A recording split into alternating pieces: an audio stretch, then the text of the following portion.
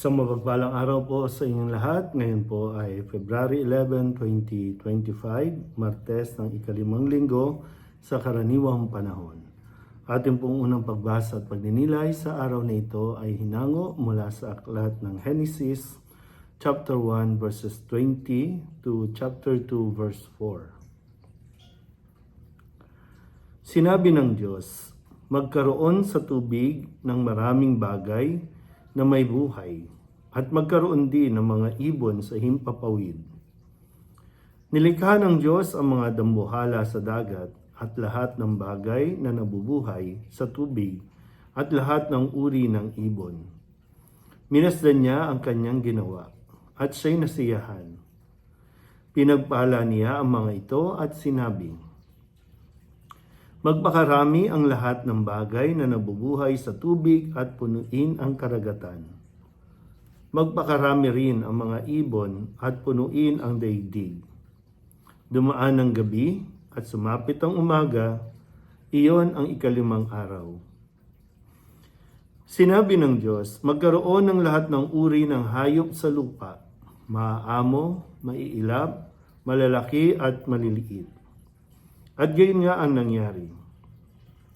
Nilikha nga niya ang lahat ng ito at siya'y lubos na nasiyahan nang mamasdan ang mga ito. Pagkatapos likhain ang lahat ng ito, sinabi ng Diyos, ngayon, lalangin natin ang tao. Ating gagawin siyang kalarawan natin. Siya ang mamamahala sa mga isda, sa mga ibon at lahat ng hayop, maging maamo o mailap, malaki o maliit. Nilalangan ng Diyos ang tao ayon sa kanyang larawan. Lumalang siya ng isang lalaki at isang babae at sila'y pinagpala. Wika niya, magpakarami kayo at punuin ng inyong mga supling ang buong daigdig at pamahalaan nito. Binigyan ko kayo ng kapangyarihan sa mga isda, sa mga ibon at sa lahat ng maiilap na hayop, maging malalaki o maliliit. Bibigyan ko rin kayo ng lahat ng uri ng butil at mga bungang kahoy na inyong makakain. Ang lahat ng halamang luntian na ibibigay ko naman sa maiilap na hayop, malaki man o maliit, at sa lahat ng mga ibon. At ito nga ang nangyari. Pinagmasdan ng Diyos ang lahat niyang ginawa at lubos siyang nasiyahan. Dumaan ang gabi at sumapit ang umaga. Ito ang ika-6 na araw. Gayon nilikha ng Diyos ang lupa, ang langit at lahat ng bagay na naroroon. Sa loob ng 6 na araw, tinapos niyang likhain ang lahat ng ito. At siya'y nagpahinga sa ika-7 araw. Pinagpala niya ang ika-7 araw at itinangi, sapagkat sa araw na ito, siya nagpahinga. Matapos likhain ang lahat, ganito ang pagkalikha sa lupa at sa langit. Ang salita ng Diyos.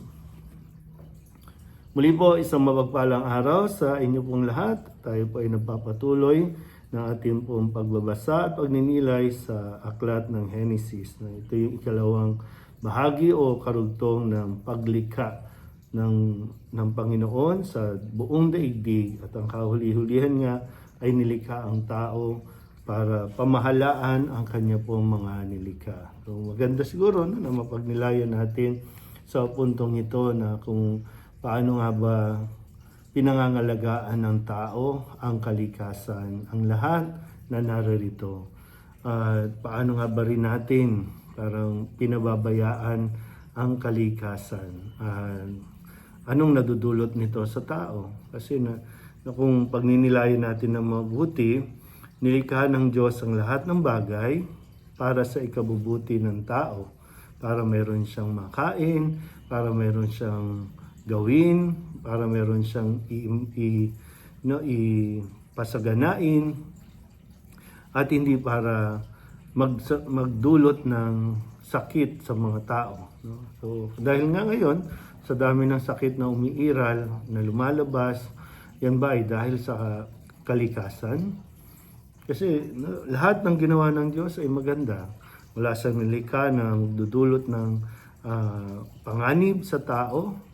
Maliban na lamang talagang dahil ginugulo natin ang nature, dahil hindi natin ito pinangangalagaan, kaya nagkakaroon ng hindi magandang epekto sa tao. At talagang kapag hindi kumilos ang tao, lubusang masisira ang kalikasan na ipinapangalaga sa kanya. Nung mga nakalipas na buwan, nakita natin ang pagkasunog doon sa lugar ng California, na hindi natin mapigilan, hindi mapahinto ng mga tao, talagang sa sobrang laki ng kapabayaan ng tao, kung kaya nagdudulot ng kaguluhan ito sa kalikasan. Kaya nawa, patuloy natin na basahin at pagnilayan itong unang bahagi ng aklat ng Genesis, kung paano nilikha ng Diyos ang buong daigdig para sa kapakanan ng tao. At ang tao nawa ay matutong gumanap ng kanyang pong responsibilidad dahil ibinigay ng Diyos ang pamamahala sa lahat ng bagay sa mundong ito. Muli po, isang mapagpalang araw sa inyo pong lahat.